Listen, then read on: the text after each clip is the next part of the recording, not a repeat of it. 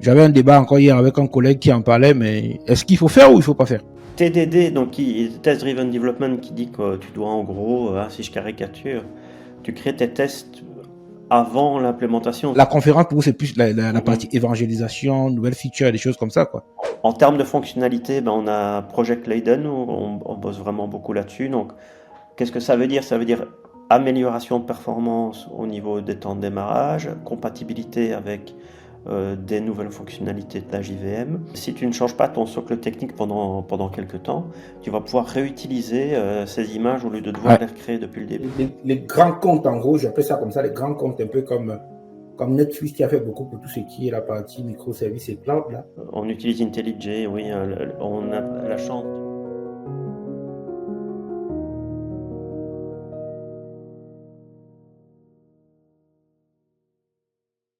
Bonjour Stéphane, Salut! merci d'avoir accepté de passer nous dire bonjour chez Shiloh.tech. Et je te remercie encore parce que tu as accepté assez rapidement, Ouais. comme ça là. J'étais agréablement surpris au départ, je me disais ça va être un peu long, vu comment il est toujours occupé dans les vidéos, les séminaires et tout ça. Moi, ce que je fais, j'ai lancé récemment une chaîne YouTube pour accompagner les développeurs, principalement autour du Java, parce que moi, je suis issu du monde de Java. J'ai commencé sur Java et Spring il y a une belle dizaine d'années maintenant. Donc, j'ai commencé sur assez longtemps sur Spring, en fait, quoi. Et puis, j'aménage un peu, j'augmente un peu les choses en faisant un peu des podcasts pour échanger avec des personnes comme toi, surtout profiter de ton expérience, de tes compétences, pour que chacun puisse un peu tirer le meilleur et se guider vers une belle carrière de développeur sur le futur, quoi, tout simplement. Et voilà, grosso modo, mes grosses lignes. Donc, encore une fois, merci. Si je te demande rapidement de te présenter comme ça aujourd'hui, tu dirais quoi? Ouais, je bosse sur Spring depuis 10 ans. Avant ça, j'ai bossé pour un éditeur pendant pas mal de temps, un éditeur de logiciels. Et puis avant ça, j'étais aussi, chez l'éditeur de logiciels, j'étais vraiment responsable de la partie framework. Ils avaient un framework maison qui à la base n'était pas basé sur Spring. Et puis on a fait quelques grosses modifications pour le rebaser sur Spring, ou en tout cas une partie. Puis avant ça, encore plus loin, j'ai bossé dans le géospatial, aussi sur un framework. Et avant ça, j'ai bossé pour une boîte qui n'existe plus, qui s'appelait Kiala, Ouais. qui maintenant, ça s'appelle Mondial Relais, je pense. Ça a été racheté par Mondial Relais, a encore été racheté par une autre boîte, je ne sais plus laquelle. Et là, j'ai vraiment bossé au tout début de ta boîte lorsqu'on mettait en place l'infrastructure. Les premiers briques, quoi. Ouais. Donc, en gros, l'essentiel de ma carrière, ça a vraiment été de bosser soit vraiment très très bas dans les applications, soit sur de l'API. Et donc, après ces 10 années d'expérience-là, forcément, dû à la nature de mon job, je me rapprochais de plus en plus de Spring avec des contributions, etc. C'est ce qui m'a permis de commencer là-bas. Ouais. Voilà. J'habite à Liège, en Belgique. Ouais, j'ai remarqué ça avec toi, tu es vraiment en Belgique, c'est ça? Ouais. De toute manière, il y a une partie là, j'ai suivi un de tes échanges où tu disais que l'équipe de Spring, c'est 100% full remote, c'est ça? C'est ça, ouais. Comment vous arrivez à coordonner ça alors? Bah oui, en réalité, je pense que c'est l'état de l'équipe aussi qui appelle des personnes qui sont susceptibles de bien fonctionner dans cet environnement-là. Donc, à la base, si tu es super intéressé par le projet, tu dis waouh, ça va être trop bien.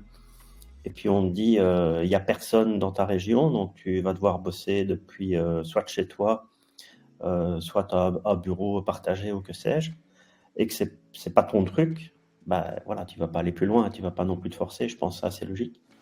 Et donc l'équipe a démarré comme ça et elle fonctionne aussi parce que les nouveaux arrivants, ils ont une volonté de travailler de cette manière-là. Donc comment est-ce qu'on se coordonne? Et en fait, la manière dont on fonctionne ne cite pas vraiment au jour le jour. c'est le boulot finalement, enfin la manière dont l'équipe est déjà formée qui fait que c'est comme ça. Quand on a un nouvel arrivant, bah, forcément il doit nécessairement entre guillemets être partant avec ce genre de mécanisme. Donc, pas nécessairement être ensemble pour fonctionner. Donc on a mis une série de mécanismes en place pour que ce soit efficace. On peut en parler si tu veux, oui, en effet. D'accord. Du coup, je regardais un de tes profils là, je vois que tu es staff ingénieur maintenant chez Spring. C'est quoi ton quotidien aujourd'hui de staff ingénieur alors Ouais, donc bah, la majorité de mon quotidien, vraiment, pour l'instant, ça a changé un peu, ça fait 10 ans maintenant que je fais ça. Mais là, le quotidien maintenant, c'est essentiellement de travailler sur Spring Framework. Donc tu sais que l'écosystème Spring, il y a toute une série de projets. Le framework est le premier projet, bien sûr, mais il y a eu Spring Boot, Spring Data, Spring Security, voilà, toute une série de projets qui sont venus s'ajouter autour du Core Framework. Là, moi, maintenant, je travaille vraiment sur le Core Framework. Donc, au quotidien, c'est regarder les demandes en entrée de la communauté, fixer des bugs, implémenter des nouvelles fonctionnalités, travailler avec les autres équipes pour aider les clients à succéder avec Spring. Donc ça, c'est vraiment le quotidien. Et puis, à côté de ça, il y a, comme tu l'as vu, des présentations. Donc là où on a l'opportunité de pouvoir un peu changer d'air, un petit peu aller ailleurs et discuter avec la communauté et récupérer le feedback de la communauté. Mais l'essentiel de mon travail, c'est effectivement de vraiment travailler dans le code, quoi. Ah, d'accord. Là, moi, j'ai toujours cette difficulté-là. Je sais que ça a beaucoup émergé avec le Covid, le travail à distance, j'ai envie de dire, le télétravail comme c'est démocratisé aujourd'hui, là. Mais du coup, vous étiez dans le télétravail avant bien le Covid, bien sûr. Ouais. Qu'est-ce que vous avez comme outil ou bien comme mécanique pour que les gars restent motivés tout le temps, les gars et les filles, bien sûr, hein, soient motivés tout le temps et continuent à bosser, même sans se voir, en fait, quoi. Parce que quand on voit dans des confs, par exemple, on a l'impression que vous êtes dans les mêmes bureaux tous les jours ensemble, et pourtant, c'est exactement pas le cas, en fait. Oui. Mais c'est vrai que ça a été fort bizarre le Covid pour moi parce que j'ai vu mes voisins et mes amis ici dans les alentours être tout perturbés parce qu'ils devaient travailler à distance et soit ils n'avaient pas le matériel, soit le matériel ne fonctionnait pas, soit il y avait un problème de motivation, comme tu le dis. Et alors que pour nous, bah, c'était vraiment comme... Moi, j'ai pas du tout vécu la pandémie comme tout le monde parce que j'ai plein d'amis, par exemple, qui pouvaient plus travailler. Ils ont commencé à rénover leur maison ou à faire des travaux dans leur maison, ce genre de choses. Moi, j'ai vraiment pas ressenti cette diminution de l'intensité du travail pendant cette période-là. Mais donc, ce qu'on fait, nous, c'est essentiellement, on se motive autour du projet, autour de la communauté. On discute quand même beaucoup, soit en asynchrone sur Slack, soit on fait des meetings Zoom. Donc, on se voit sur Zoom pour discuter et échanger. Mais au-delà de ça, j'ai envie de dire, c'est quand même malgré tout un rôle relativement solitaire. Et tu as certaines personnes qui aiment cette solitude et d'autres qui ne l'aiment pas. Moi, personnellement, j'aime bien. Et donc, le fait tu vois, tu as un problème à résoudre, tu prends le problème, donc tu t'assignes le problème. Ouais. Puis, bah, des fois, ça va être le matin, une promenade d'une heure va faire que je vais trouver la solution. Ou quelque chose à midi où j'arrête, ou tu vois, je vais un peu me promener en ville pour changer d'air. Et l'avantage aussi, c'est que tu mets ton ordinateur dans un sac à dos et tu bosses un peu d'où tu veux, quoi. Un peu partout, ouais. Ouais. Donc il faut profiter de ça parce que c'est une opportunité aussi de pouvoir réfléchir de manière différente. Et pour moi, ça a bien fonctionné, ça. Ah, d'accord. Bah, parce qu'il y a des boîtes qui sont en train de faire le retour arrière qui disent que les équipes sont plus productives quand elles sont on-site, donc elles sont sur place, quoi, ou bien dans le même bureau. Du coup, il y a une sorte de rétro-pédalage maintenant sur la liberté qu'on avait donnée à tout le monde. Parce que la crainte qu'on a souvent, c'est qu'on laisse les gens faire du télétravail et puis on est retourné dans les supermarchés en train de faire la course. Du coup, on ne sait pas où trouver le bon équilibre pour que tout le monde soit à la fois chez lui et assez productif en même temps, quoi. Mais du coup, vous n'avez pas ce souci-là parce que vous avez mis les choses en place depuis très très longtemps, j'imagine. Ben, ce qu'il y a surtout, c'est qu'à partir du moment où tu engages quelqu'un et que la minute où tu l'engages et qu'elle ne va pas avoir un bureau, parce que moi, j'ai jamais eu de bureau. Donc, j'ai toujours travaillé de la maison ou de où je voulais finalement. Ça, c'était les bases de l'engagement. Donc, tu vois, il y a un minimum de confiance qui est nécessaire pour pouvoir faire ce genre de choses. Et je crois que la différence avec ce dont toi tu parles, Oui. c'était des personnes qui étaient engagées, qui bossaient en équipe dans un bureau, et puis pour une raison qui était externe, se sont retrouvées à la maison sans être peut-être préparées à ce que ça signifiait. Et donc, moi, mon point de vue, c'est que si tu dois aller faire des courses en plein milieu de la journée parce que ça t'arrange, du moment que la demi-heure que tu as passée pour aller faire tes courses, tu la récupères à un autre moment. Voilà, du moment que le travail est fait, je pense que c'est aussi cette question-là. Maintenant, ça ne s'applique pas non plus à tous les métiers, évidemment. Oui, bien sûr. Mais je crois qu'il y a aussi un problème de contrôle et que les managers sont peut-être plus à l'aise de contrôler les personnes lorsqu'elles sont sur place par rapport à les contrôler si elles sont chez elles. Mais bon, d'un autre côté, tu peux très bien être dans un bureau et ne rien faire, être assis dans un bureau et ne rien faire, et puis voilà. Donc, tu vois quelle est la différence. Donc, c'est un peu compliqué, je trouve. Ouais, après, ça dépend des philosophies d'entreprise, en fait, des choses comme ça qui ouvrent ça ou ferment complètement selon le manager, selon les possibilités derrière. Oui. Toi, tu l'as dit aujourd'hui, tu bosses sur le corps du Spring, le corps, en fait. On connaît beaucoup Spring Framework. Il y a une sorte de bataille entre framework et librairie. Toi, l'expert, c'est quoi la différence pour toi entre un framework et une librairie? Oui, je connais cette petite bataille-là. Mais je pense que librairie, c'est avant tout quelque chose de très ciblé, quelque chose qui t'offre des utilitaires ou une manière d'implémenter quelque chose plus facilement, mais sur un périmètre assez restreint. Et généralement, ça a plutôt tendance à t'offrir un accélérateur, mais pas spécialement en ayant une philosophie en termes de développement ou une philosophie en termes de design. Ça va un petit peu te laisser implémenter ça comme tu veux, un peu de la manière que tu veux, sur un truc très très ciblé. Là où un framework, c'est plutôt un accélérateur de développement d'applications sans nécessairement cibler un périmètre donné. Donc par exemple une librairie qui te permet de créer du JSON par exemple, ou une librairie qui te permet de lire de l'XML. Voilà, elle va t'offrir un contrat, tu vas utiliser le contrat et il y a plein de choses qui vont se faire automatiquement pour toi et ça va te permettre de développer plus vite. Là où un framework, ça va être plus structurant mais ça va être beaucoup plus ciblé sur l'entièreté de l'application et pas uniquement une partie de l'application.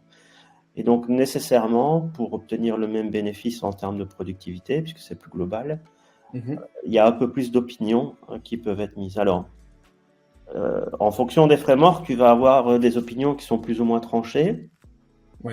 Côté Spring, ce qu'on a toujours essayé de faire, c'est d'offrir un maximum d'options, d'avoir des idées relativement tranchées parce que la productivité nécessite ça, mais tout en offrant des options différentes et en te permettant de développer ton application de manière différente en réalité.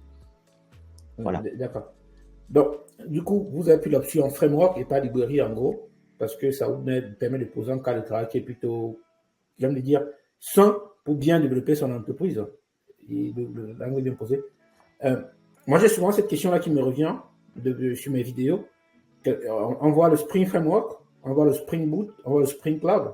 Comment tout ça s'empile en fait? Quel est l'ordre des choses? Encore, il y a le Spring Core tout en dessous, sur lequel viennent se greffer tous les autres modules comme Spring Security, Spring Batch et tout ça. Comment tout ça s'emboîte en fait, quoi? Ouais. Donc en fait, l'idée c'est que lorsque le framework a démarré il y a un peu plus de 20 ans maintenant, les besoins étaient vraiment sur des concepts très très ciblés, c'est-à-dire le concept de service, le concept de dépendance, le concept de cycle de vie. Donc comment est-ce qu'on crée l'instant d'un service, on injecte des dépendances dedans et puis on va automatiquement l'initialiser et on va automatiquement faire quelque chose lorsque l'application s'arrête.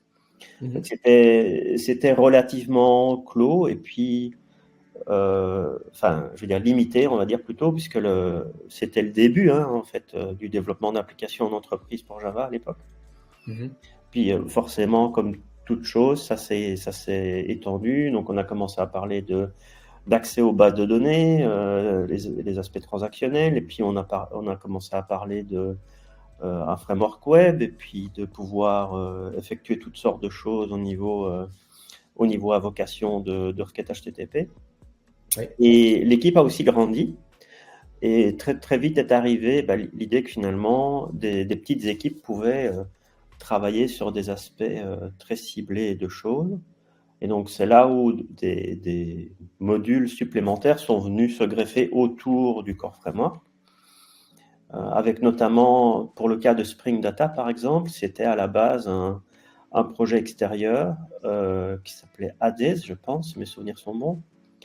La personne qui bossait là-dessus a été engagée en tant que membre de l'équipe Spring, et puis ce projet a été intégré, et c'est devenu Spring Data, et puis d'autres personnes ont rejoint l'équipe, et on a commencé à travailler sur plus de data store, donc on a commencé à étendre les fonctionnalités. Puis on a eu donc Spring Security, Spring Data, Spring Intégration, tout ce qui est messaging avec RabbitMQ, Kafka, etc. Mhm. Et donc là, on est arrivé à une première phase du framework, j'ai envie de dire, donc dans les années 2010-2011, quelque chose comme ça, où on avait un core framework quand même encore malgré tout basé sur XML, avec une série de briques. On parlait d'opinion tout à l'heure, hein. Donc c'était Oui. une série de briques. Oui. Et tu pouvais assembler les briques pour former une application, mais Spring en tant que tel n'avait pas vraiment de concept d'application. C'est-à-dire, il n'avait pas une opinion sur ce qu'était une application. Et donc, tu étais libre de prendre tous les morceaux et de les mettre ensemble pour faire l'application telle que toi tu L'application la voyais.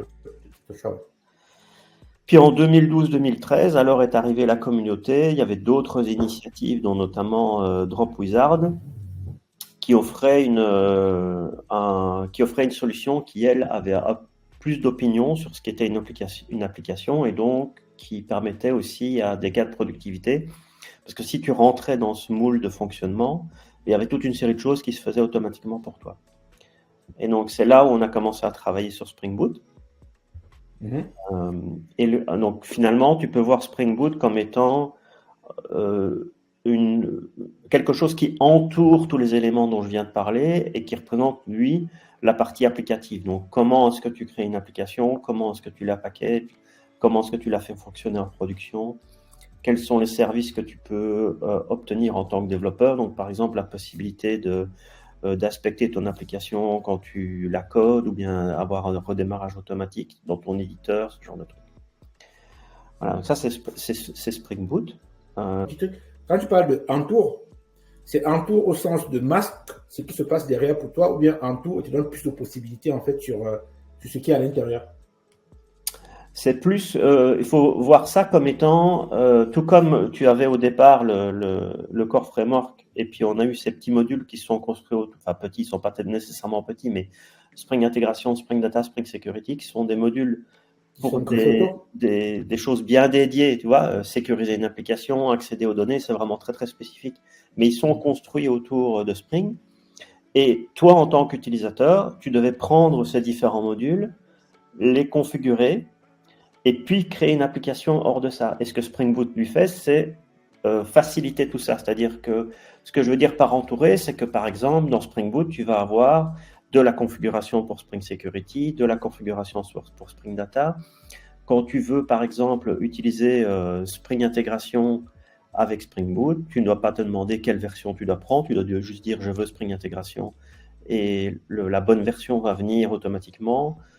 Tu vas avoir un comportement par défaut lorsque l'application démarre. Donc, c'est vraiment quelque chose pour faciliter, si tu veux, non seulement le démarrage, mais aussi ta productivité. Donc, c'est pas du tout, Spring Boot n'est pas un outil pour les... c'est pas un outil de démo, c'est pas un outil pour les gens qui commencent à utiliser Spring. C'est quelque chose qui facilite ceux qui commencent à utiliser Spring, mais c'est aussi avant tout un outil de productivité, quoi. Donc ça s'adresse vraiment à tous les utilisateurs de Spring. Ah, d'accord, je vois un peu. Tout à l'heure, on a parlé de Spring Data, là. Je vis aussi que dans la version 3.2, si je ne me trompe pas, vous mettez assez en avant la partie JDBC. Si on devait choisir aujourd'hui, en termes de, comment on dit ça, d'efficacité de la dépendance, en gros, ce serait plus quoi, du Spring Data ou Spring JDBC aujourd'hui? Ben, je crois que Spring Data a fait vraiment beaucoup de boulot pour justement abstraire l'accès aux données, puisque eux, c'est vital, puisque ils ont 10, 20 stores à devoir gérer. Donc, ils ne peuvent pas se permettre, tu vois, de construire une API pour les 20 stores et puis commencer à devoir maintenir 20 API différentes. Donc, leur idée, c'est vraiment d'avoir un socle commun. Donc, qu'est-ce que ça veut dire? Ça veut dire le concept de repository, donc le concept de accéder aux données, sauver les données, les chercher, etc. Un concept d'exception. Lorsque quelque chose ne se passe pas correctement, tu vas pas avoir une exception en fonction du store. L'idée, c'est vraiment d'essayer au maximum de rendre commun ce qui peut être commun. Pas nécessairement pour que tu puisses passer d'un store à un autre sans que tu ne vois la différence, même si ça, c'est un bénéfice, on va dire, agréable, mais c'est avant tout aussi pour la consistance, quoi. Et donc, si on regarde Spring Data jusqu'il y a relativement peu, on était très fort lié à des notions de mapping. Quand on parle de JDBC particulièrement, on parle directement avec JPA ou bien avec d'autres systèmes qui nécessitent du mapping.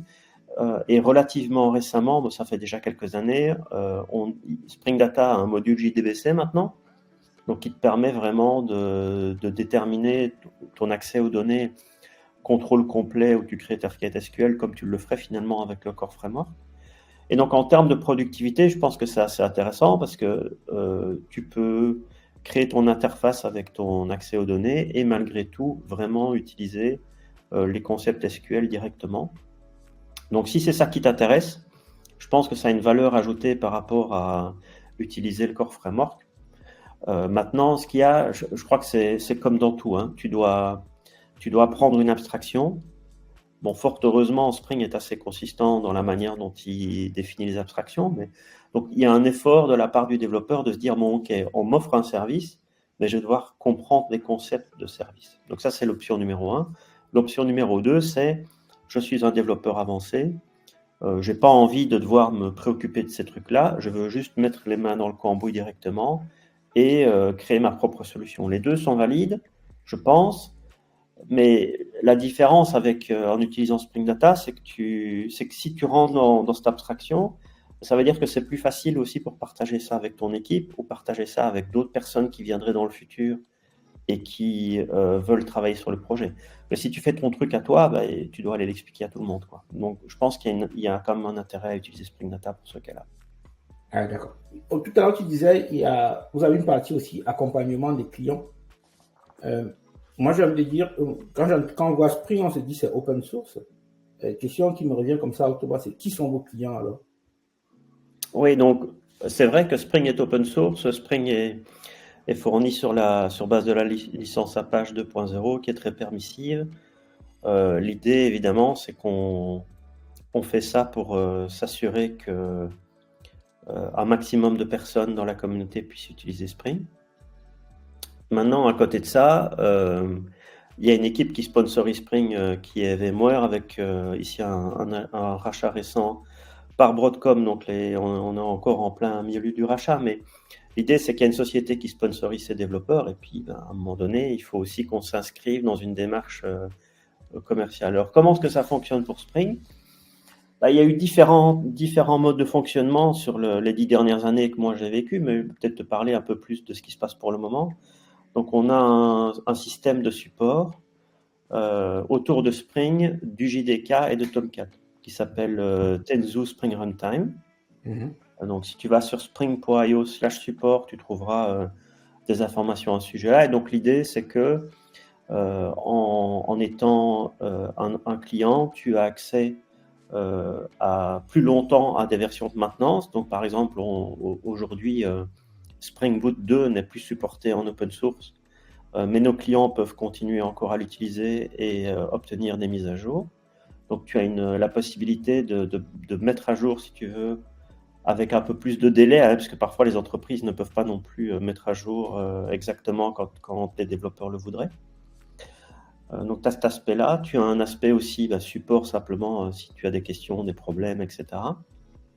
Donc voilà, donc ça c'est un des grands points. Et puis à côté de ça aussi, VMware offre d'autres services et le fait d'avoir une interaction avec la communauté et avec des clients qui utilisent Spring, c'est aussi une opportunité pour eux de voir un peu d'autres choses que VMware pourrait faire pour eux, quoi.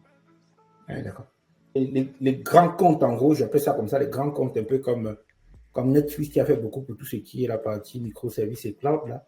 Est-ce que c'est des comptes que vous accompagnez officiellement ou bien officieusement par leur participation à la communauté, en fait, en gros?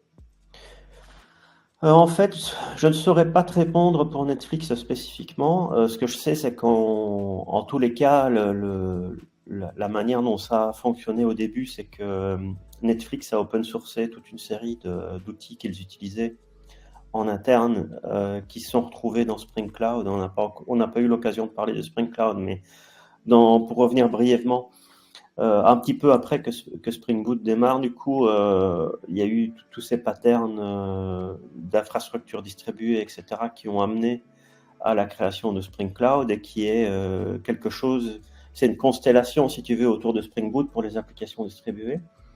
Et on a beaucoup collaboré avec Netflix à l'époque. On collabore toujours très très fort avec eux. Et ce qui est intéressant avec Netflix, c'est qu'ils nous amènent des retours d'expérience en termes de charges qui sont hors du commun, puisque leur infrastructure et enfin, je veux dire, le trafic qu'ils ont sur leur service, c'est pas les applications de Monsieur Tout le Monde. Et donc Bien sûr. obtenir ce retour de leur part et de permettre d'améliorer ce qu'on fait, ça a vraiment beaucoup de valeur. Maintenant, il y a toute une série d'entreprises, effectivement, que ce soit en France ou dans d'autres pays, qui utilisent Spring et qui ont beaucoup de succès avec Spring. Maintenant, je pense pas qu'on ait vraiment une page où on liste, tu vois, des logos, parce que quand tu as quelque chose d'open source, ça marche pas vraiment comme ça, quoi. Mais bon, clairement, l'utilisation de Spring est assez vaste. Oui. Est-ce que vous avez d'autres entreprises comme ça, de la taille de Netflix, qui ont basé toute leur infra sur du Spring, en fait, quoi, ou c'est les plus connu? Il y en a maintenant, je ne sais pas dans quelle mesure l'information est publique, donc je ne sais pas dans quelle mesure je peux te partager ça, mais il y a des très très grosses sociétés qui utilisent majoritairement Spring en effet. D'accord. Bon, moi, je sais par exemple qu'il y a une assurance française qui est très très connue, la Maïf en l'occurrence. Ils font du BFF avec du Spring. Et là, ils sont à un moment donné, ils sont avec procédure de migration sur Azure. Ils ont eu, comme ça, à un moment donné, on disait, pour déployer vos applications sur Azure, il faut faire du SD Spring Boot 3 en gros, pour des questions de sécurité. Est-ce que c'est des sujets sur lesquels vous accompagnez les entreprises ou bien vous faites quoi, des blogs pour dire en gros à partir de tel niveau de version, on ne maintiendra plus? Mettez-vous en conformité. Comment ça marche ce genre de choix en fait? Mais dès que tu touches un peu à des aspects vraiment pratiques ou des points de détail en ce qui concerne les environnements de déploiement ou autres, là, c'est pas nous qui accompagnons les clients directement, hein. Quand je dis nous, c'est l'équipe d'engineering open source. Nous, on se focalise vraiment sur le projet. Donc, on va vraiment majoritairement travailler sur le projet et la communication de ce qu'on fait, des nouvelles fonctionnalités. Maintenant, on a d'autres équipes au sein de l'entreprise qui, elles, accompagnent directement les clients pour les aider. On a ce qu'on appelle des solution engineers qui, eux, vont plutôt travailler directement avec le client et les assister dans ces cas-là, quoi. Ouais. Ouais, d'accord. Du coup, c'est vraiment des départements pour le coup qui sont séparés, quoi. Oui, oui. Et donc, enfin, séparés en tout cas en termes de responsabilité. Maintenant, tu vois, moi récemment ici, j'ai accompagné un des solution engineers en France. On a été faire des présentations chez des clients en France ensemble pour un peu parler de ce que Spring était, de ce que Spring est, etc. Et donc ça, c'est On travaille main dans la main, bien entendu. Maintenant, au jour le jour, eux ont une vue plus complète sur l'informatique du client et tu vois, des spécificités. Tu peux pas non plus débarquer chez un client sans vraiment connaître ce qu'il fait et avoir une information pertinente à leur donner. Il faut un petit peu d'investissement et c'est pas notre rôle de faire ça. Donc notre rôle, c'est vraiment l'expertise au niveau Spring. Et quand ils ont besoin d'un coup de main, on leur donne, quoi. Vous qui êtes de la core team, là, comme vous êtes le backbone, en fait, le socle de tout, en fait, au départ, comment vous arrivez aux fonctionnalités? Par les équipes produits qui ont les solutions autour, ou alors de la communauté, ou les deux, en fait, pour que vous puissiez rester à jour et évoluer facilement, en fait, tout simplement.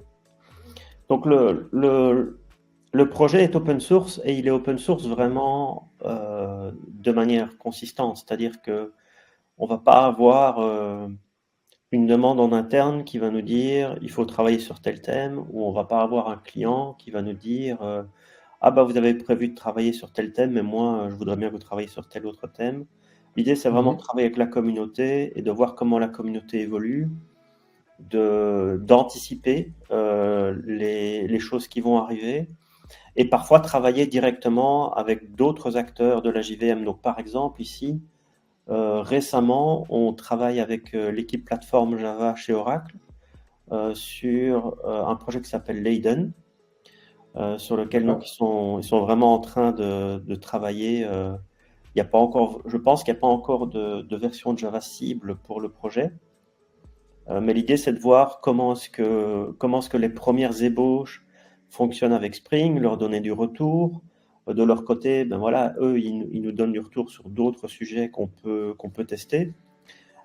Donc voilà, c'est vraiment purement communautaire et la roadmap aussi se construit énormément sur base du retour de la communauté, soit direct, soit indirect. Donc ce que je veux dire par là, c'est que soit toi ou quiconque créer une demande d'amélioration dans Spring, on va la prendre en compte et elle va être amenée à être implémentée dans une version. Ou alors indirect, ça veut dire que on va parler avec quelqu'un à une conférence, ou bien quelqu'un lors d'une réunion va nous dire bah, j'ai essayé de faire telle chose, c'était trop compliqué, ça va nous donner des idées, et puis nous-mêmes, on va créer une issue sur base de cette discussion, si tu veux. Ah, d'accord. La collaboration avec les équipes autour du Java, là, je me demandais un peu comment ça se faisait. Je me demandais si c'était comment les évolutions, par exemple, avant le package c'était Java, maintenant c'est Jakarta, par exemple. Est-ce que quand ils font ce genre d'évolution qui est plutôt cassante, vous faites ça en coopération, ou bien ils font et puis vous adaptez derrière, en fait, grosso modo? Oui, ben, jusqu'à présent, ça a plutôt été ça a été plutôt a posteriori, c'est-à-dire que ben, Java comme Spring est open source également, hein, et donc ils ont des mailing lists où ils disent ben voilà, on est en train de travailler sur telle chose.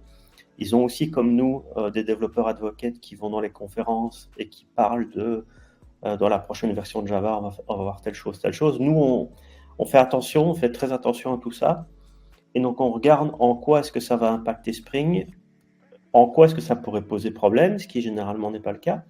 Mais parfois, voilà, lors de l'élaboration d'une solution, on se dit ah ben là, il y a peut-être un danger pour notre communauté. Qu'est-ce qu'on peut faire pour voir si on se trompe ou si effectivement il y a moyen de changer quelque chose. Donc, par le passé, ça a toujours été relativement réactif. Donc, par après. Par contre, ici, pour le Project Leiden, c'était un peu différent parce que on a été amené à en discuter très très tôt ensemble.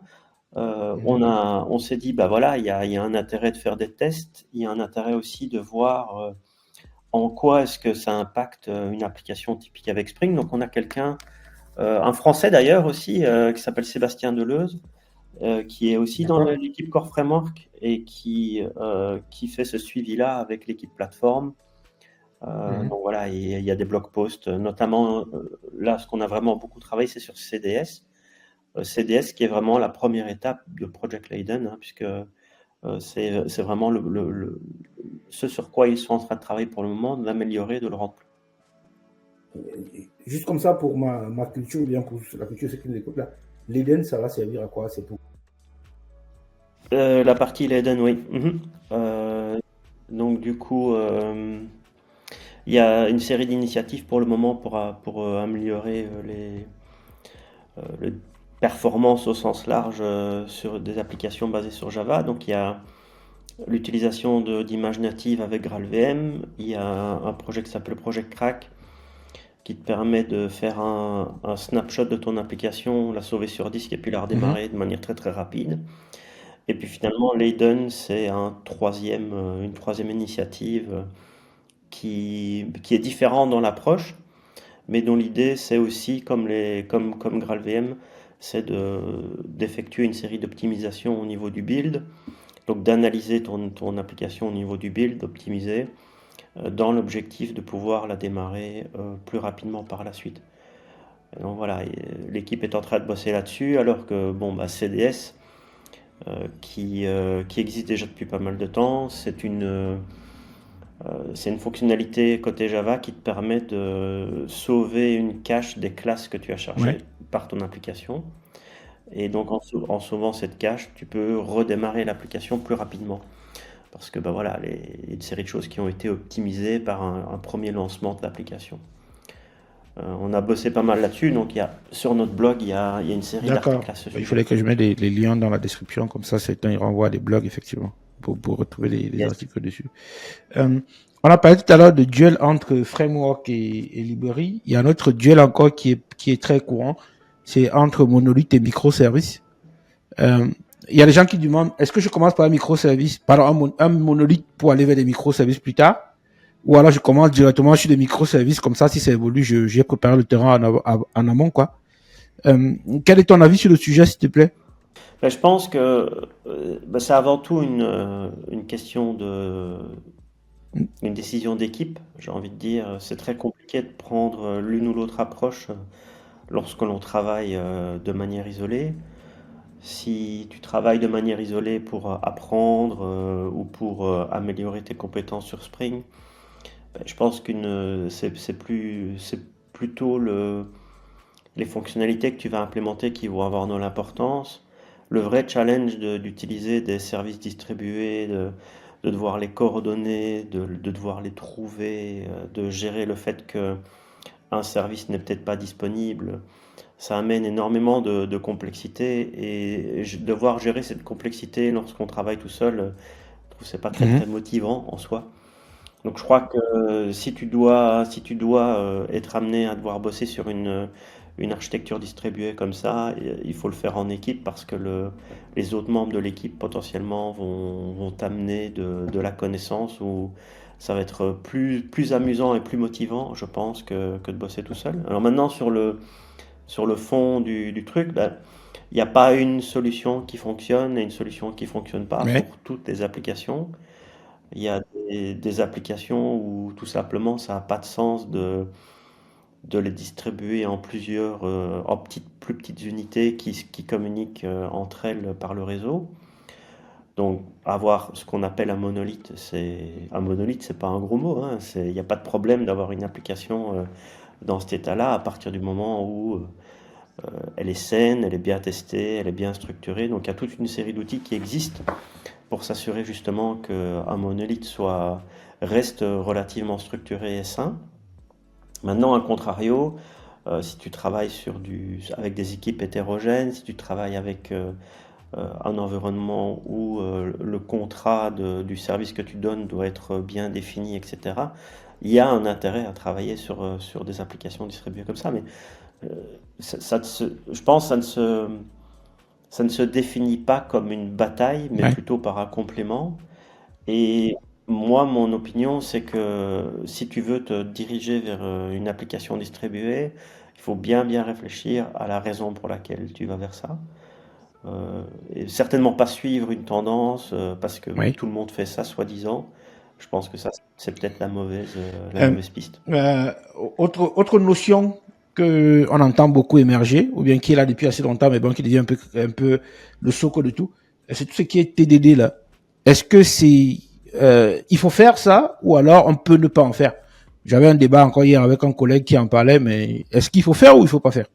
Le truc, c'est que TDD, donc Test Driven Development, qui dit que tu dois en gros, si je caricature, tu crées tes tests avant l'implémentation, c'est-à-dire que lorsque tu implémentes une nouvelle fonctionnalité, tu vas écrire les test cases qui prouvent, pardon, que ce que tu essayes à implémenter fait ce qu'il faut. Puis après, tu les tests plantent forcément parce que tu n'as encore rien écrit. Puis tu commences à écrire l'implémentation et tu vois les tests Oui. qui deviennent verts au fur et à mesure. C'est un très bon, je pense, c'est une très bonne technique c'est à utiliser en effet si tu veux structurer ton développement et particulièrement si tu travailles en pair programming, je pense que ça peut être assez puissant de d'abord discuter de ce Oui. qu'on veut faire avant de le faire. Maintenant, côté framework, je t'avouerai, on a une approche très très pragmatique par rapport à ça. C'est-à-dire que oui, en effet, ça peut Oui. être utile dans certains cas. Dans d'autres cas, nous, les ramifications sont tellement étendues que de devoir écrire les tests avant, c'est généralement une perte de temps parce on ne réalise pas la portée en fait on ne réalise pas toujours la Oui. portée des changements qu'on s'apprête à faire. Et l'intérêt, évidemment, ce que j'ai envie de dire, c'est que ce soit TDD ou autre, l'important, c'est d'avoir des tests unitaires. Pour moi, c'est D'accord. ça la priorité numéro une. Parce que si tu as des tests unitaires, ça veut dire que le code que tu as écrit peut être Oui. testé en isolation. C'est-à-dire que tu ne dois pas embarquer la moitié de ton app pour pouvoir tester la fonctionnalité.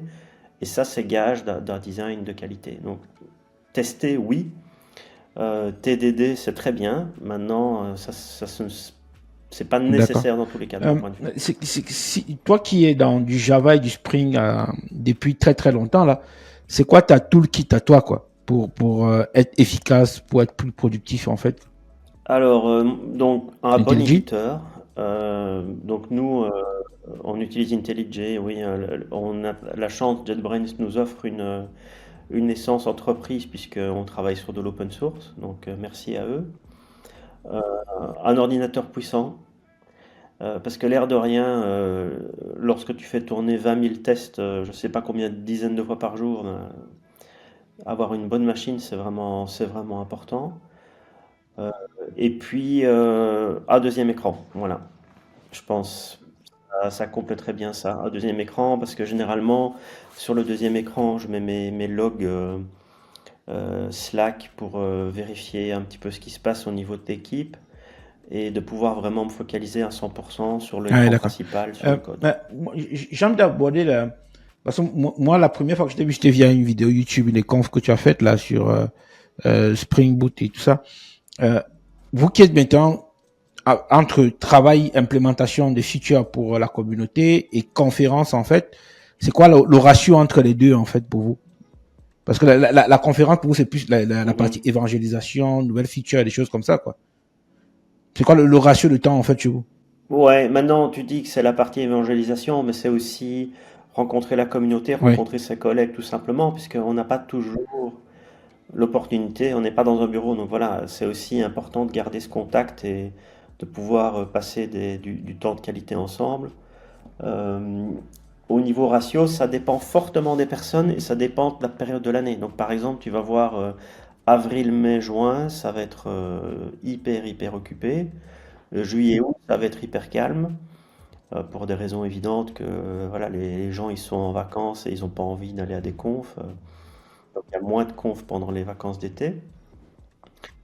Euh, Moi, je mets un accent plus particulier sur les conférences par rapport à mes collègues, je pense, parce que j'utilise ça comme un mécanisme de sauvegarde du fait d'être tout le temps à la maison. À un moment donné, il faut que tu changes d'air, quoi. Il faut que tu vois d'autres choses, d'autres personnes. Donc moi, j'essaie de soumettre peut-être un peu plus que mes collègues qui ont d'autres mécanismes pour gérer ça. Mais ça reste dans l'ordre du 5%, du 10% hein, par rapport au code, évidemment. On est majoritairement, ouais, Oui, d'accord. majoritairement, on est dans le code, clairement. Et du coup, là, vous qui participez aux conférences, on a souvent l'impression, quand on est dans une conf, que celui qui vient présenter, même pas l'impression, il maîtrise mieux son sujet, c'est un expert, comme on dit souvent. Du coup, vous, comment vous faites pour rester d'abord up-to-date, en fait, quoi? Comment vous faites pour rester à jour, en fait, et être à même de ne pas être dépassé aussi par la communauté, en fait, quoi? Ben, ce qu'il y a, je pense, surtout, c'est qu'il faut voir un petit peu la perspective de ce qu'on Mhm. fait et de ce que les autres font. Nous, notre taf, tu vois, au jour le jour, c'est de bosser sur des API, de bosser sur Spring, de regarder ce que la communauté fait, éventuellement d'anticiper, de parler avec d'autres acteurs. Donc au jour le jour, on fait ça. Ça veut dire qu'on ne construit pas d'application, on ne va pas voir des clients, on n'a pas toutes les contraintes qu'un développeur d'applicatif, ou finalement un Mhm. utilisateur de Spring a. Donc forcément, on est complètement favorisé par rapport aux autres, puisque la journée, on améliore nos compétences. Donc je pense qu'on ne se montre pas spécialement comme expert de ce sujet. C'est simplement qu'on a l'opportunité de pouvoir passer plus de temps là-dessus. Imagine un petit peu que toi, je sais pas moi, tu travailles sur une librairie quelconque et tu es payé pour travailler sur cette librairie. Ouais. Voilà, c'est ton job, quoi, Mhm. ton job de tous les jours. Bah, tu vas arriver à une conf pour présenter la librairie. C'est sûr que tu vas arriver comme un expert puisque tu as Oui. passé tellement d'heures là-dessus que tu ne peux être un expert. C'est logique. Donc, je pense que peut-être on nous voit comme étant plus expérimentés que d'autres, mais c'est juste qu'on vient Parce qu'au travail. présenter ce sur quoi on travaille et ça n'a rien Parce d'extraordinaire, que je pense. moi, je regarde souvent, je suis très impressionné par ton collègue le plus populaire, je sais pas si c'est le plus populaire, Josh Long, je crois. Il a au moins une Mhm. vidéo tous les jours ou bien toutes les semaines qu'il produit, il est à la conf tout le temps. Je suis impressionné parce que je me demande à quel moment il a le temps de Ouais. bosser ça, d'assimiler ça et de revenir présenter ça. Bah donc là, tu vois, on parle encore une fois, sans vouloir diminuer les qualités Ouais, charismatiques de Josh, hein, bien au contraire, mais Josh, lui, c'est vraiment son métier. Son oui, métier, c'est de présenter, tu vois. Donc lui, il fait pas du développement au oui, jour le jour dans l'équipe. Son job, c'est de voyager partout dans le monde, de présenter. Donc voilà, c'est un petit peu finalement la même réponse que oui, celle que je viens de te donner. Si tu étais payé au jour le jour pour voyager partout dans le oui. monde et aller présenter partout, bah, soit tu abandonnerais parce que tu supporterais pas, hein, j'en sais rien, peu importe, chacun a ses affinités, mais Josh, lui, il adore ça et il a des Oui, oui, c'est qualités sûr humaines que. qui font qu'il arrive à Mm. communiquer Quand avec tu tout le regardes ses monde, confs, quoi. Mhm. au-delà de sa vitesse d'anglais, il faut bien s'accrocher il a toujours des thématiques qui sont très, comment ça, novatrices, quoi. Qui sont toutes récentes, il Oui, présente oui, toujours, bien sûr. entre deux conférences, il n'y a jamais deux fois Oui, la même conférence chez lui, en fait. Quand tu regardes ces deux conférences, il y a toujours un truc qu'il n'y c'est avait pas clair. dans l'autre, en Mm. fait, chaque fois, en fait, quoi. Je suis toujours, C'est son énorme force, selon moi, c'est que c'est quelqu'un qui évangélise et qui en plus passe énormément de temps ouais. à utiliser Spring et à parler avec l'équipe et à comprendre ce que l'équipe est en train de faire. Donc, oui, c'est vraiment sa force, c'est de ne pas avoir tu sais, une présentation toute faite et puis la refaire 20 Ah fois. oui, Ça, c'est pas c'est son jamais truc, son lui. signe. Il y a Donc, toujours un truc qui arrive après, derrière, quoi. Euh, je glisse tout doucement vers la fin, là. Euh, je pense que ça, c'est le dernier challenge entre les deux. Euh, Avant, on faisait beaucoup de War. Aujourd'hui, on fait surtout des jars. Qu'est-ce qui change entre les deux? Qu'est-ce qui a évolué entre les deux? À part qu'on oublie un serveur physique comme Tomcat à mettre sur son serveur, quoi. bah déjà, il y a cet aspect-là. Il y a cet aspect qu'une Mhm. application égale un processus, que lorsque tu fais un WarFile et que tu le déploies dans un système externe, bah, tu peux en déployer plusieurs en réalité. Il n'y a pas vraiment une corrélation 1-1 avec Mhm. un serveur embarqué. Un serveur non embarqué, pardon, du coup, c'est l'inverse. Donc il y a ce premier aspect. Et puis d'autre part, je pense que c'est aussi une migration d'un mode de fonctionnement où tu as une équipe qui est responsable de l'infrastructure, qui va avoir un Tomcat configuré d'une certaine manière, avec certaines permissions, et l'équipe de développement qui arrive avec son petit fichier WAR, qui l'envoie au-dessus du mur, et puis l'équipe d'infra qui prend le WAR, qui le déploie, et c'est comme ça que ta production tourne. Ben non, là, avec le JAR, comme tu le dis, on est plus sur de l'infrastructure self-contained, comme on dit, hein, donc avec un serveur embarqué, où l'équipe de développement va être aussi responsable de la partie run jusqu'à un Oui, certain point et où on va collaborer peut-être plus main oui. dans la main qu'on a fait dans le passé. Et je pense que c'est positif et que ça diminue une série de frustrations. Maintenant, certaines sociétés sont pas vraiment câblées comme ça et ont toujours cette distinction entre les devs et les ops qui fait que c'est un peu problématique. Mais il y a cette idée-là, et puis l'idée aussi que War, ça te permet aussi d'avoir des modèles de déploiement un petit peu particuliers pour tes ressources, etc. Là où ton jar, un jar entre une application web et un jar entre une application qui n'est pas web, bah, tu es dans le même mode de déploiement et donc ça permet de D'accord. standardiser Tu pas parlais mal des de choses. serveurs embarqués. C'est quoi le serveur embarqué dans le jar pour le coup? Donc pour Spring Boot, Oui. c'est Tomcat par défaut. Tomcat, puisque nous avons des committeurs du projet qui bossent avec nous, hein, aussi parce que Tenzu Spring Runtime, donc le support de Mhm. Spring dont j'ai parlé au début, offre également du support pour Tomcat, Ah, d'accord. Spring et le JDK. Autre chose encore, on prend souvent des jars qu'on met dans des conteneurs Docker maintenant pour avoir des choses assez light. J'ai vu que vous avez aussi des features pour embarquer du Docker Compose dans du web, si j'ai tout compris. Comment ça marche ça? Alors, deux sujets un petit peu différents. Donc d'une part, on a Jar comme un moyen, si De tu veux, livrer l'application? de créer ton application, Ouais. tu la partages, voilà. Tu peux aussi décider de faire un conteneur. Alors, dans un conteneur, tu as plusieurs possibilités. Soit tu crées ton image toi-même avec tes propres scripts, soit il y a ce qu'on appelle le système build packs, donc qui sont des bonnes pratiques de build qui sont standardisées et qui vont analyser, si tu veux, l'application que tu veux créer et qui vont voilà, optimiser la nature de l'image. Donc, c'est quelque chose qu'on fournit déjà dans Mhm. Spring Boot depuis pas mal de temps. Deux options, hein, donc tu génères un jar ou tu génères un conteneur. Plus récemment, ce qu'on a fait, c'est qu'on a ajouté, mais c'est une fonctionnalité de développement, c'est pas Mhm. une fonctionnalité de production. On a ajouté le support de Docker Compose dans Spring Boot. Et donc l'idée, c'est que si tu as une application Spring qui a besoin par exemple d'une base de données et peut-être, je sais pas moi, d'un Elasticsearch parce que tu indexes Oui. des données ou peu importe. Quand tu démarres l'application, il faut que Mhm. ces services-là soient disponibles. Et l'idée, c'est que si tu as un fichier Compose, on a une option maintenant dans Spring Boot où on est capable de déterminer qu'il y a ce fichier Compose et de démarrer les services automatiquement pour toi avant de démarrer l'application. Mais ça, c'est vraiment il faut vraiment voir ça comme un outil de développement lorsque tu es dans ton IDE et ça va gérer, si tu veux, le cycle de vie de Docker en même temps que le Et ça, il faut pas cycle de vie l'embarquer de en production l'application. du tout, quoi.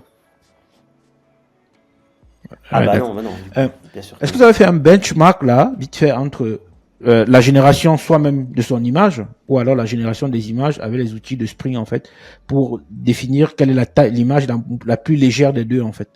Je pense qu'on a dû faire des benchmarks en effet. Maintenant, quand on parle d'image conteneur, vraiment ce qui est important, c'est de voir comment est-ce que les différentes couches de ton image sont structurées et comment les optimiser au mieux. Donc par exemple, si tu crées une image avec les build Oui. packs là, dont je parlais tout à l'heure, ce qui va se passer, c'est que Spring Boot va structurer les dépendances de Mhm. manière intelligente par défaut.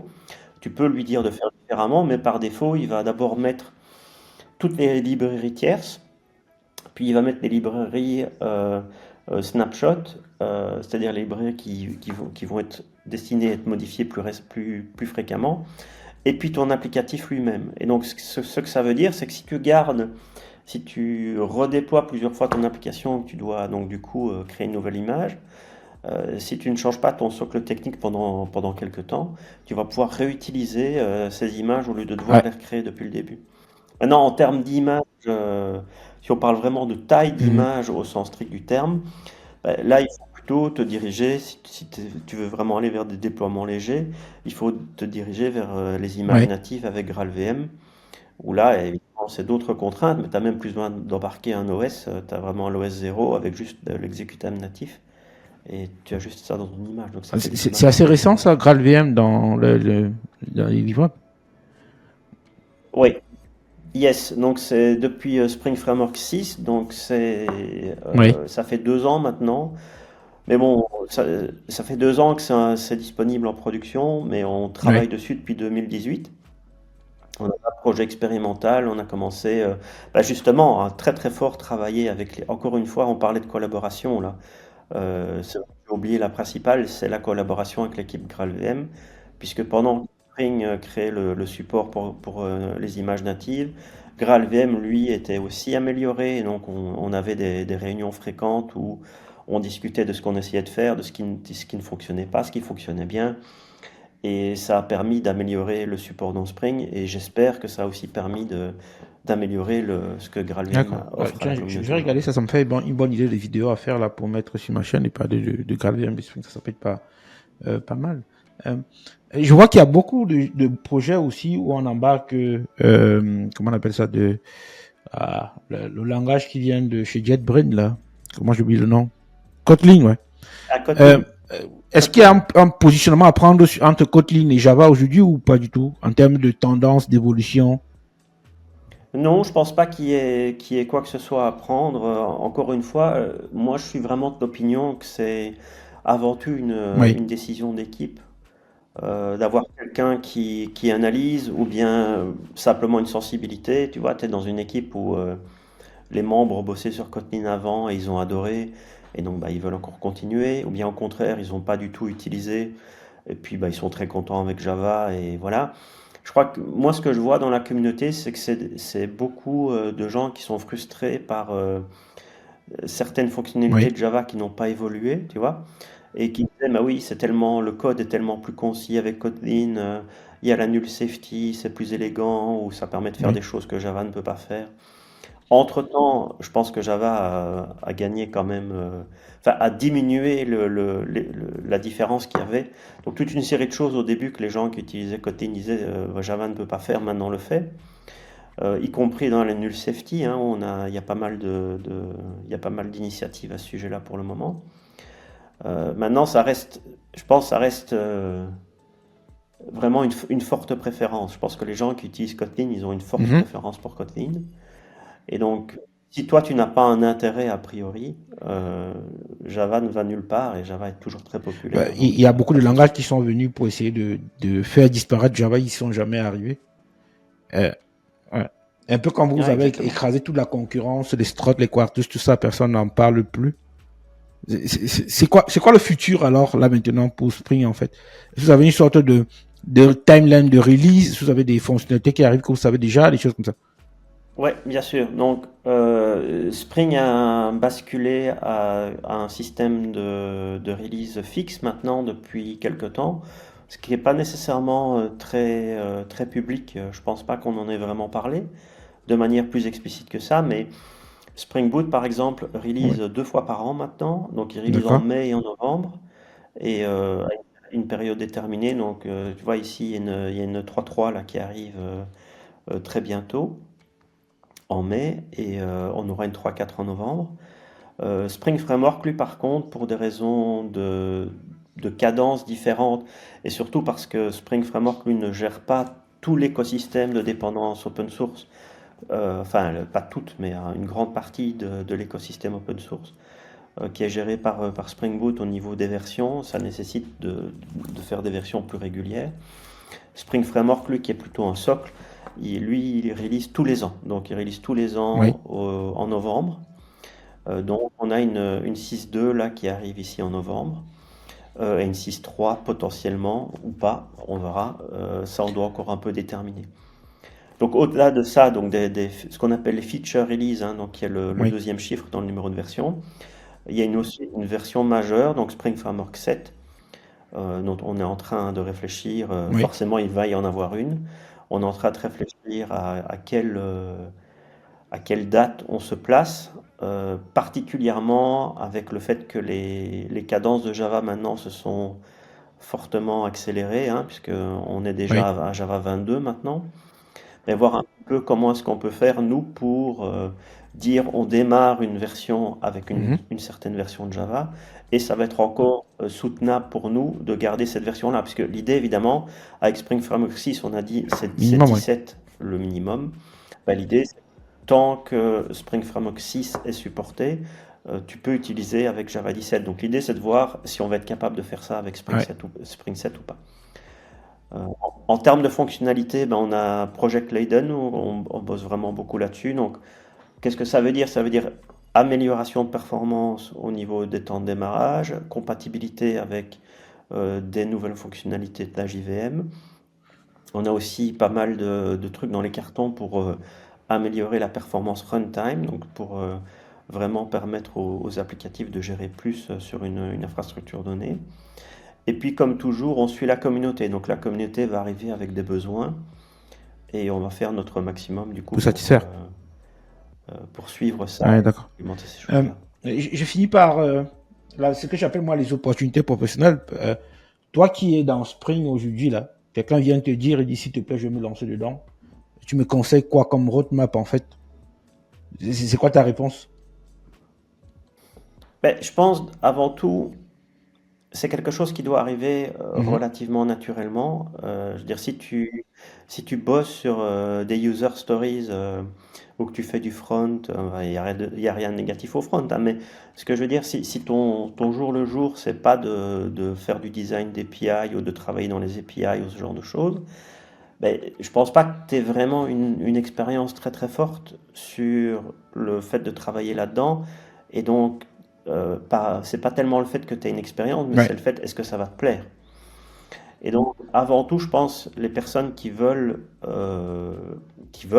vraiment avoir une opportunité dans l'équipe Spring, ben, je pense qu'il y a une nécessité avant tout d'être intéressé par ce qu'on fait, c'est-à-dire le design d'API, vraiment travailler sur des choses un peu plus bas niveau. Bon, on n'est pas au niveau bas niveau comme dans d'autres langages, bien entendu.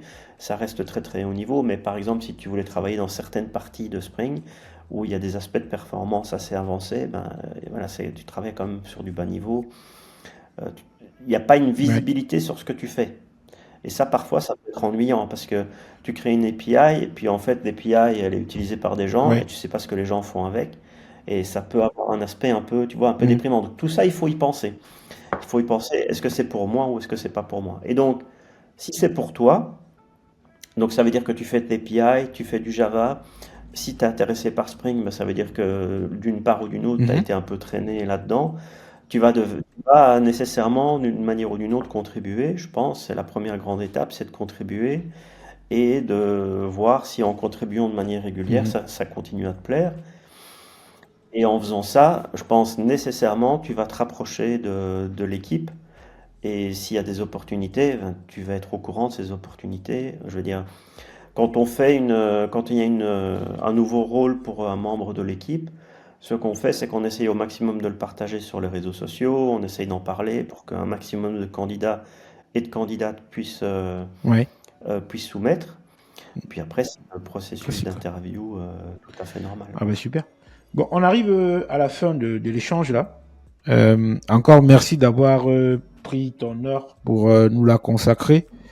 Est-ce qu'il y a un sujet que que tu aurais aimé aborder que j'ai pas abordé? Moi non, je pense qu'on a abordé beaucoup de choses. Je pense que la communauté, c'est vraiment ce qui fait la force de Spring. Donc, c'est pas nécessairement que j'aurais voulu aborder quelque chose de vraiment précis là-dessus, mais je pense que les questions étaient Mhm. très intéressantes et qu'on aurait pu encore parler pendant Ouais, plusieurs heures. ça Donc, avec peut-être plaisir, une hein, prochaine parce que fois. là, on a eu on n'a pas parlé de Spring Cloud, on n'a pas parlé de tout ce qui est sécurité, des choses comme ça, qui sont des thématiques sur lesquelles moi, je me suis lancé sur YouTube il y a encore 6 mois là. Il y a beaucoup de gens qui reviennent me voir avec ces questions-là et ces thématiques-là, mais bon, ce qu'on a déjà abordé là, je pense que ça commence déjà à bien édifier les gens sur ce qu'on peut faire avec Spring. Euh, et du coup, dernière question comme ça, qu'est-ce qu'on ne peut pas faire avec Spring en fait, si ça existe? Ben, donc, Spring, c'est avant tout pour faire du back-end. Il y a des gens qui font des clients Swing avec ça, ou Ouais. des clients JavaFX maintenant. Ou bien du Timeleaf aussi pour Du faire des Spring côté interfaces. client. Ouais.